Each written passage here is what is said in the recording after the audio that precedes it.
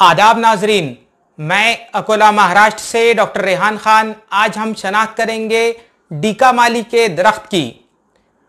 ये हमारे यहाँ थोड़ा सा कमियां भी पाया जाता है। डीका माली इस नाम से इसे बहुत सारी किताबों में लिखा गया है। डीका माली यही इसका मराठी नाम भी है।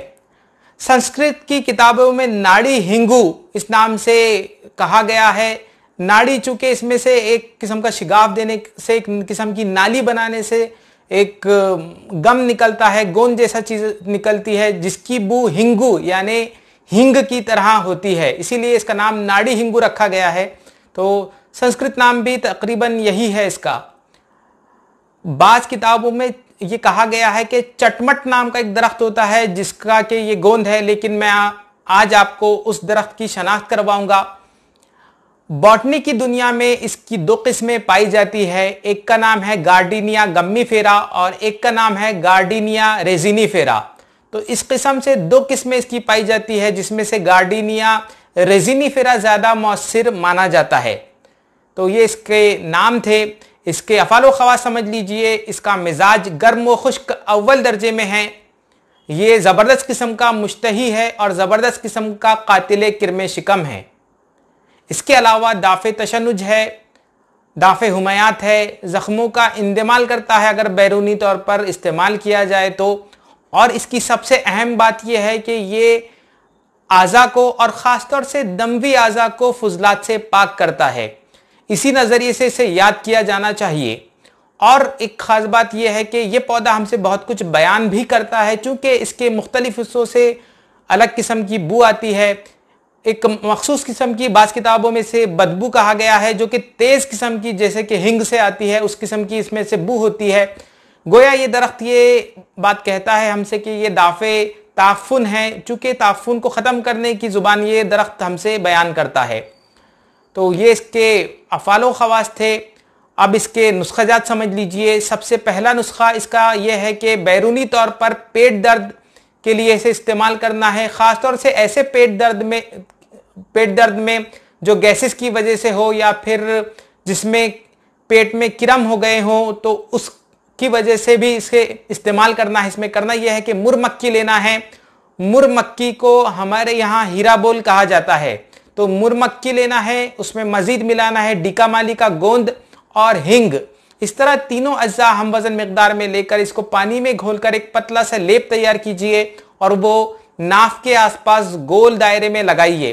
तो पेट के दर्द की ये एक बेहतरीन दवा है, चूंकि ये कासिर रियाह के तौर पर काम करता है। इसी नुस्खे में अगर आप मजीद अजवान, नमक सियाह यानी काला नमक और ज़ीरा ये मिला देंगे अगर, तो फिर इसे अंदरूनी तौर पर भी मुश्तही या सुफूफ हाजिम के तौर पर कहिए या फिर पेट में दर्दों के लिए कहिए, इस्तेमाल किया जा सकता है। ये इसका नुस्खा था। अगला नुस्खा नोट कीजिए, जो कि है यरकान के लिए यानी जॉन्डिस के लिए, या आयुर्वेद की जुबान में जिसे कामला कहते हैं उसके लिए। इसमें करना यह है कि डीके माली का गोंद लेना है और उसमें हम वजन मिकदार में शक्कर यानी कंद सफ़ेद मिलाना है। इस तरह ये दोनों अज्जा हम वजन मिकदार में मिलाकर इसकी नखूदी गोलियां यानी चने के बराबर गोलियां तैयार कीजिए और वो गोलियां यरकान के मरीजों में एक सुबह और एक शाम इस्तेमाल कीजिए। डिप्थेरिया वगैरह में भी इस गोलियों का इस्तेमाल है और इन गोलियों का नौबती बुखारों में बेहतरीन तरीके से इस्तेमाल किया जा सकता है। और यरकान का तो ये नुस्खा है ही। तो ये इसका नुस्खा था। अगला नुस्खा नोट कीजिए, जो कि करना यह है कि इसका गोंद लाना है और उस गोंद को फिर पानी में थोड़ा सा एक लेप जैसा बनाकर बवासीरी मस्सों पर लेप करना है, ताकि उनकी तजफीफ हो सके, वो सूख सकें। तो ये इसका नुस्खा था। इस तरह इसके नुस्खाजात थे। हालांकि इसका इस्तेमाल बैरूनी तौर पर भी बहुत ज़्यादा किया जा सकता है, ख़ासतौर से ऐसे ज़ख्म जो भरते ना हो, तो वहाँ पर भी इस गोंद को आप बुरक दीजिए सुफूफ करके। या फिर अचानक कोई ज़ख्म लग जाए तो वहाँ पर भी इसे लगा सकते हैं। मुहल्लिल आराम के तौर पर भी इसे इस्तेमाल किया जा सकता है। और ख़ास बात यह है कि मेरा ऐसा मानना है कि गैंग्रीन के ज़ख्मों में या ऐसे ज़िद्दी ज़ख्म जो भरते ना हो, वहाँ पर भी डीके माली का बैरूनी तौर पर, मुकामी तौर पर इस्तेमाल किया जाना चाहिए। तो इस किस्म से इसकी मालूमात थी। मज़ीद इसके बारे में मालूमात दूँ तो हमारे यहाँ महाराष्ट्र में अक्सर एक रिवाज है कि बच्चों के जब दांत निकलते हैं तो उस वक्त मसूड़ों पर इस गोंद को घिसा जाता है। बाज़ लोग इसमें शहद भी मिलाते हैं और उस तरह मसूड़ों पर उसे घिसते हैं ताकि बच्चों के दांत आसानी से निकल सके, और बच्चों के पेट के जो कीड़े होते हैं उनमें भी इसका बेहतरीन तरीके से इस्तेमाल किया जाता है। तो ये इसके बारे में मालूमात थी। एक जुमले में अगर इस दरख्त को याद करना हो तो आप ये याद रखिए कि दमवी आज़ा को फुजलात से पाक करने की ये बेहतरीन दवा है। इसीलिए गुर्दे के अमराज में और अमराज कल्ब में इसका बेहतरीन तरीके से इस्तेमाल किया जाता है। और इसके बारे में मालूमात दूँ तो फिर इसको हम नासूर में भी इस्तेमाल कर सकते हैं, या फिर दाफ़े ताफ़ून के तौर पर जहाँ जहाँ जो नज़रिया हम दाफ़े ताफ़ून का इस्तेमाल करते हैं उन तमाम अमराज में इसका इस्तेमाल है। तो बहरहाल अब आप हजरात इस दरख्त की शनाख्त कीजिए। मुशाहिदा कीजिए इस डीके माली के दरख्त का।